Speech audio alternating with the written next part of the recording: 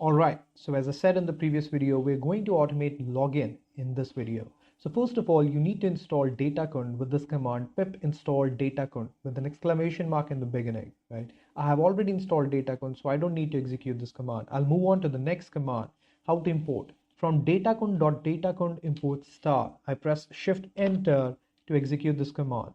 Then datakund is equal to datakund, then LinkedIn is equal to datakund.LinkedIn.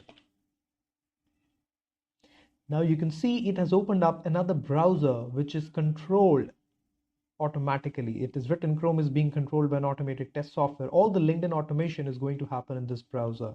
All right, now I run the actual command linkedin.login with two parameters, username and password. Now this is a wrong username and password. I'm running this command for a showcase purpose.